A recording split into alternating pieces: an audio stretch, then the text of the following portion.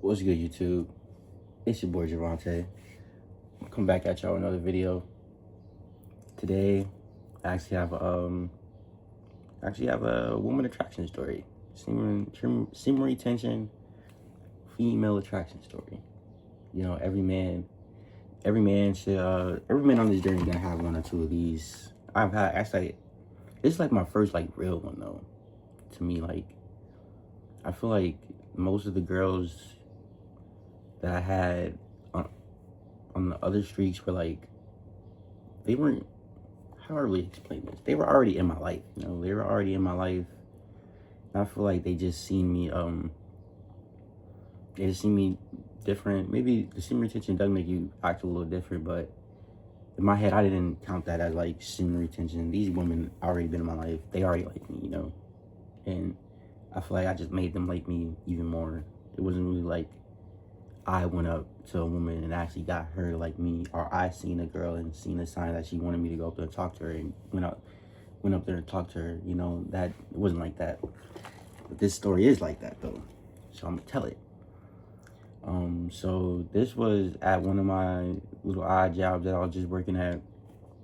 I was working for a company for a community organizing company. I would just go around the different neighborhoods and I would ask them a bit different political questions, and I would collect signatures for petitions. That's really the main gist of the job, but I was just going around collecting petitions for different issues going on in Minnesota or whatnot. But the first day that I got there, my first training day, I remember, you know, me, I'm working on it, but my head, I'm still when I first go to a place, I'm looking for the women. I'm looking for the bad girls, bro. Who's the baddest in the room? Who's the baddest? Who's giving me attention? Who's the baddest one giving me attention? That's how I'm usually going to a room. This is my first time having a job where there was actually women at the job too, and like my last couple jobs just been like real hard work, real gritty jobs. You know, ain't no women working at these jobs. These are, and if there were girls that worked there, they were like mainly women. They were like ugly. I'm gonna just say they were ugly to me. Everyone's built for their own eyes, but they weren't my type. But this was a job where there was actual like different women there, and I first got there, I didn't see this girl. I didn't even see anyone I liked. It was this was a diverse crowd. There was some a couple, I don't want to say like a bad term, but there's a couple transgenders there. I hope that's the right term to use. If I'm incorrect, give me the right term to use. But there was transgenders there, people that use different pronouns and stuff like that. So when I first seen that, I was like, not my crowd. You know, I'm into more like girly girls. You know, like real feminine women. You know, I'm not saying any of that is bad, but you know, I'm not gonna date a transgender. That's my preference. I'm straight. I'm a straight man. I'm not gonna date a transgender. You know, so I go in. We do this meeting. The first time I seen her was like when I was introducing myself. So they had everyone stand up and introduce themselves. So I stood up, and I seen her. She was like, so I was sitting like, actually no, I lied. That wasn't the first time I seen her. The first time I seen her was actually when I went to go sit down, and I seen her like out the corner of my eye. Like she looked real good. Like she looked good out the corner of my eye. So I sat in front of her, you know, and when I didn't know this later, but later on we had to get up and introduce ourselves. So when I got up to introduce myself, I got a better look at the crowd and who she was. I seen her. She was looking real good, y'all. She was looking real good, man. She was looking real good. I think she was like Italian or some shit. You know, them Italians be fine, man, but she was looking good. She was looking, and she was looking at me in the way that I like. Wait, let me take a sip of water first, quick.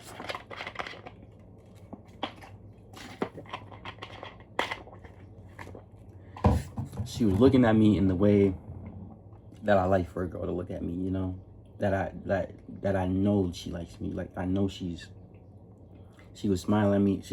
she was smiling at me, but you could tell she was like trying not to smile. You know, it was one of those like she couldn't really control her smile, but she was just cheesing at me.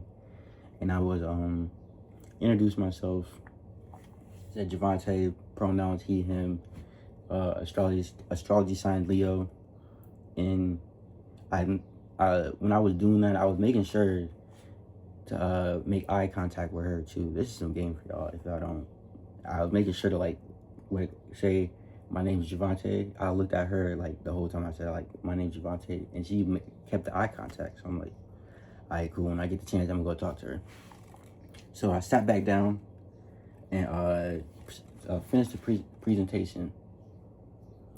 Then I went off to a different room to go train, but she was already there for a couple of days, so she was already good. She was training, but she was doing a different stage of training, so we were in 2 different rooms. So I'm doing my training. I'm not really thinking too much of it. I'm not thinking, oh, I have to get this girl. I'm not thinking like that. I'm not thinking, oh my God, let me get her Instagram, let me get her number, let me take her on a date, let me show her how good I wasn't thinking like that. I was just doing my training, and then it was time for lunch. So I walk out, and we happened to just, I think there was like, it was either we had to sign out, or we just bumped into we were just going out the door at the same time or something like that. But I ran into her, and it was like the perfect opportunity to say something. Like if I wouldn't have said anything, it would just seem awkward, you know? Like she was right in my face, I had to say something. So I was like, where you finna go eat? And she was like, I'm finna go to the deli. So I was like, all right, bet, let's go to the deli. I'm gonna come with you. I'm gonna follow you. Now, mind you, I'm really not even the type of person that really does anything like that, you know? I don't usually, I'm a loner, you know? I'm gonna go, if I wanna go eat, I'm gonna go find something to eat and go eat by myself and scroll on TikTok and go watch some YouTube or something, you know? I'm not gonna go hang out with people and go talk to them, you know? But it was just too perfect. She was like, maybe she probably seen me and would like make that happen, but it was too perfect to not say anything. It would have just been mad awkward to not say nothing, you know? So I said something to her, and it was that was that. She was like, yeah, come on, let's go to the deli. Now I'm thinking she was, we were in a big corporate office, and I'm thinking we're just gonna go, because usually in these type of buildings, there's food, there can be a food market in there with like sandwiches or something I can grab. I'm thinking we're just gonna go to that and just sit at a little lunch table and just chill. You know, she kept on walking, and we were going away to her car. I'm like, oh, we're actually gonna go somewhere. Cool with me. At this time, I was a little broke though, so I didn't really like. I wouldn't really worry about money though. But now we just hopped in the car. We conversated. What did we talk about on the way there the first time? I have no clue, bro. But it wasn't just awkward silence though, but the deli was like 2-3 minutes away. We went in there. I asked her what I realized I was like, but we went to like a hood deli though. Like we went and drove off to a hood deli, and I'm like, I wasn't expecting this girl to even want to go be comfortable going into this kind of deli. Like we were like in the hood, you know? So she went to that deli, and I'm like, oh, I didn't know you meant this type of deli. I thought you meant like some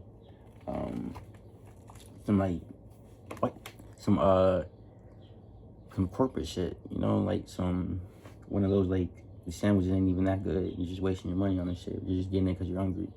But no, we went to a real deli. It was like a convenience store that has the deli in them. I don't know if every state has those, but we went in there, we grabbed some food, and we left out. And I remember on the way driving back, I think she asked me like, how did I find this job? And I was like, Indeed. And she laughed at it, and she laughed at it and said, me too. And she was like, I'm trying to get rich or something along the line. She's like, yeah, I'm trying to pay for this college. I'm trying to get rich. And when I tell you, my ears perked up when I heard that. When I heard trying to get rich, my ears immediately perked up, because along this whole time, there was nothing sexual. There was no sexual tension at all. There was nothing sexual going on. We were just conversating like 2 regular people.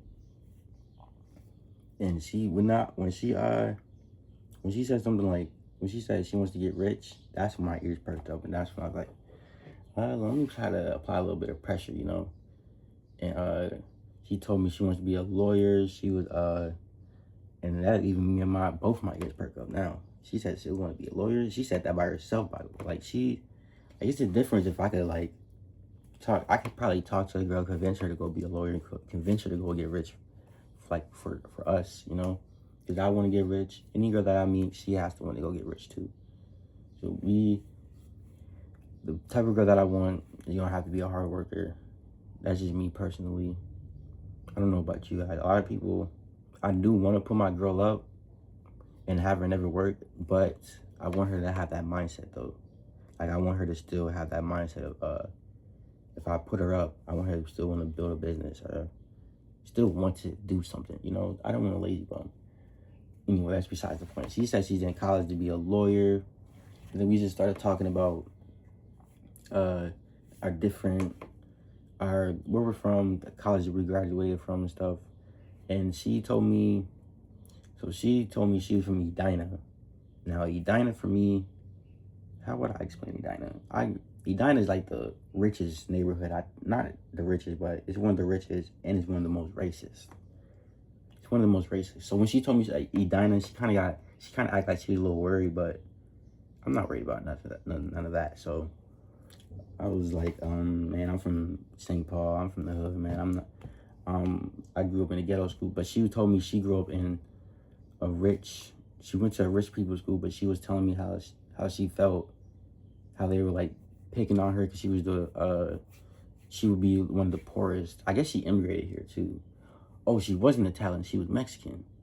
Yeah, she was Mexican. But I guess her parents immigrated here, and she grew up kind of poor, but she grew up in a big nice house and went to a big nice school. But you know that's a real thing. You know, being a poor kid at a rich school, that's a real thing. And I can assume those rich kids are probably ruthless. But I was explaining to her that I grew up in a poor people's school. I was poor. We was all poor, so it didn't even matter. But yeah, we ate lunch. We sat in her car that whole time. That one we didn't really like stay extra time, but we went back, and after that conversation, after that little interaction, I was like, oh, I gotta have her. I gotta somehow way get her. I was like, this semen retention energy. By this time, I was probably like 3 or 4 days into this journey. I was on this journey, but I was only like 3 or 4 days into it, probably. Yeah, like 3 or 4 days. So, we went off to go to our different neighborhoods. Me and her went in different cars. We went to our different neighborhoods, and that whole day I was just thinking like, man, I'm finna get that Instagram tomorrow. I'm finna somehow, some way get that Instagram tomorrow. So then, same process, same thing. We went to go get lunch the next day. We didn't say anything to each other at first because we didn't really have the chance to, but we went off to get lunch together, and that conversation, we were still talking about getting rich, but that one was just so much more deeper and personal. And we stayed over for lunch. It was a bunch of crazy shit, and that was like the real. That's when I thought I had her. I thought I had her. So we go up, and I muster up the courage to go ask for her Instagram. That's not an easy thing for me to do either, but I go get her Instagram, and I was like, I'm gonna text you while I'm out here doing these neighborhoods. And what was that? But yeah, I'm gonna text you while I'm out here doing these neighborhoods. And she was like, yeah, text me. So we went out to the neighborhoods, and I waited. I didn't actually, no, she didn't even follow me back until like the next morning or something like that. And that was the first thing that went off, like, maybe she's not feeling me as much as I'm feeling her. Maybe. But maybe she's not feeling me as much as I'm feeling her. But she followed back in the morning, and the next day I was about to text her, or I did text her, but she never texted back. She never texted anything back. And the next couple days we were talking, but it wasn't really the same after that. After I kind of peeped that, oh, actually no, I got her Instagram, right? And then a couple days later, it's Pride Month. So on the 30th, I think it's the end of Pride, she like posted something with the caption like real life gay bitches or something like that. She was hanging out with her friends. So I don't even, she might have been gay. But I didn't really like, wasn't really thinking like that. But yeah, really, I chose that story to say it really gave me the courage, because it really gave me, I wouldn't say that's the first time that happened to me, but definitely first time in a long time that's happened to me. Definitely since I moved out on my own. I have not had, like that type of confidence. I don't know. I don't know. I don't know what happened to me, but I haven't had that type of confidence to just go up and go into a girl's car and just keep conversation too. Bro, that's something different for me. Like, even when I got girls back then, I was still shy. It was mostly the girl doing most of the work. Like, the girl wanted me, so she would do a lot of the work. But that was me doing a lot of work. I was the one going up to her, making conversation every time. Like, she didn't even come up to me ever and make conversation a couple times, but a couple times she did. But I had to do work for the most part, and I felt good. I felt like a man doing that. But that's my little story for y'all. Peace, love, and harmony to everyone watching. I'll check in with y'all later. Peace out.